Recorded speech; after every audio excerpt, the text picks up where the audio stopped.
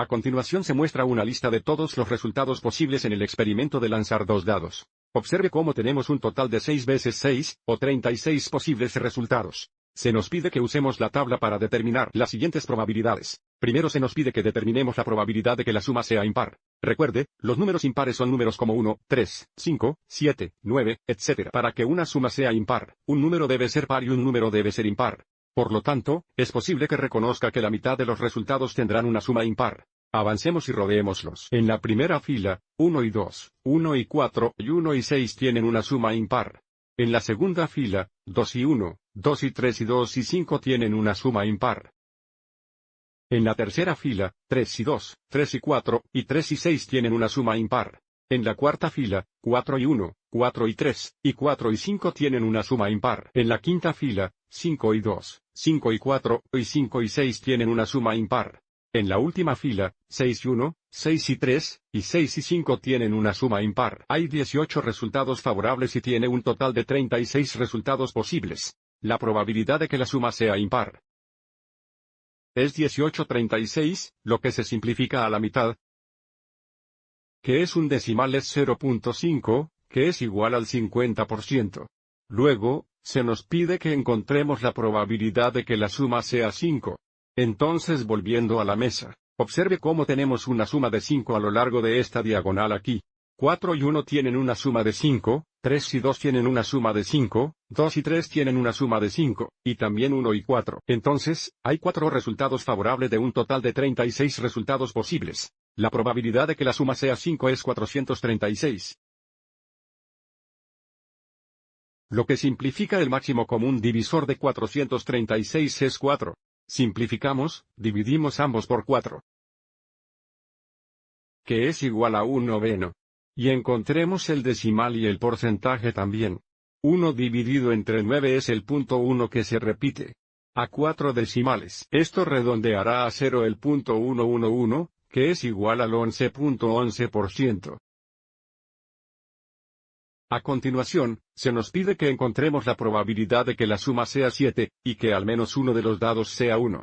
Por lo tanto, ambos deben ser ciertos para ser un resultado favorable. Observe a lo largo de esta diagonal aquí la suma es 7, pero solo los 6 y 1 y 1, y 6 tienen una suma de 7 y donde el dado muestra un 1. Y por lo tanto solo hay 2 resultados favorables de un total de 36 resultados posibles. La probabilidad de que la suma sea 7, y que al menos uno de los dados sea 1, es 236.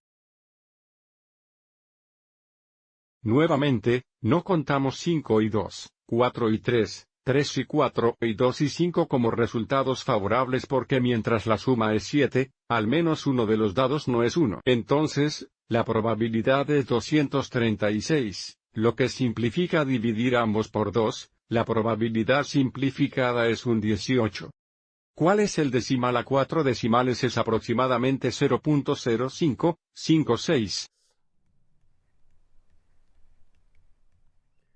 Lo cual es igual a 5.56%.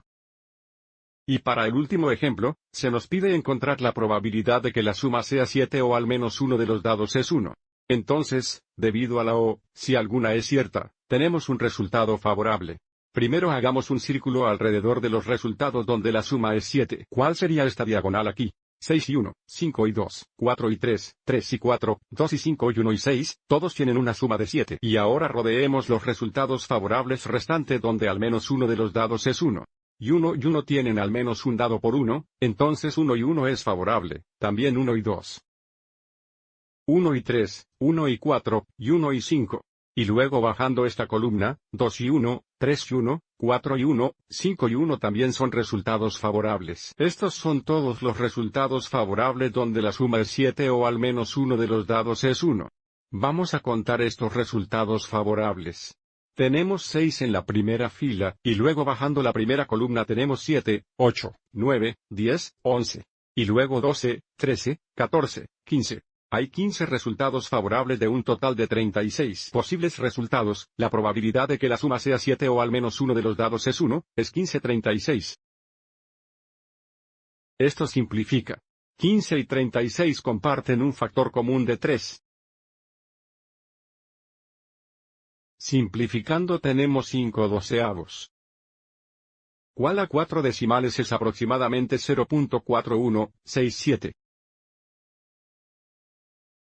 Lo cual es 41.67%. Espero que hayas encontrado esto útil.